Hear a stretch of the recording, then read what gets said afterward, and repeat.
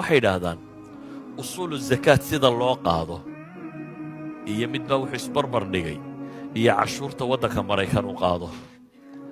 haddii nidaamka zakada loo qaado buu leeyahay cashuurtana loo qaado, cashuurtu waxay noqonaysaa buu leeyahay 3% haddii nidaamka zakada loo qaado.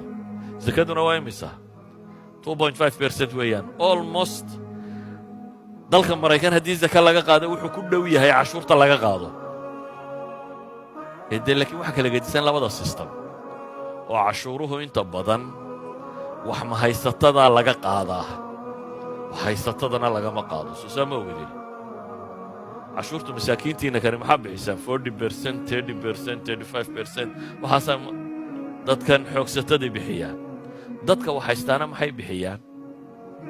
waxay bixiyaan 10 bilyan buu haystaa. waxaa la leeyahay inkamkaaga sanadkani muxuu ahaa 2 milyan. 2 milyan baa cashuurta laga qaadaya, 10kan laga qaadi maayo. 10kaa marka lagu sii darana sanadka dambe 2diina laga qaadi maayo cashuur. kan baa laga qaada. waxa mar la cashuuro mar dambe lama cashuuro.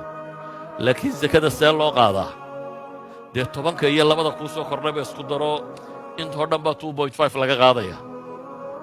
marka imika systemka dunidu uu cashuuraha u qaadayo waxa kani inta badan wax haysatada. waxaa laga yaabaa kamberiga ugu weyn in la yidhaha intaana investment buu geliyay, intaana saas u yeelay, intaana cashuurtiisu volfa laga yaabaa cashuurteedu inay 0 noqoto. miskiinkaaga kana waa 30% ama waa 35. yani systemka loo dhigay waa system ninka wax haystaa dee dejiya qaanuunka ilaa inay kuma dejisaane, masaakiintana waa la raraa. shareecadu qaabkay u taallaa waxa weeyaan zakawaadku although ay yihiin 2.5%, laakiin waa 2.5% usuushaad oo dhan laga qaado. xoolahaad haysatoo dhan inta laysku daro ayaa 2.5% laga qaadaa.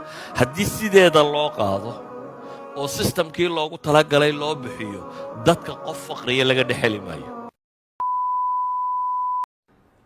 saliga nabiga sala allahu calayhi wasalam fadlina wuu leeyahay fara badan, faa'iidana wuu leeyahay. faa'iidooyinkiisa waxaa ka mid a 7 arrimood.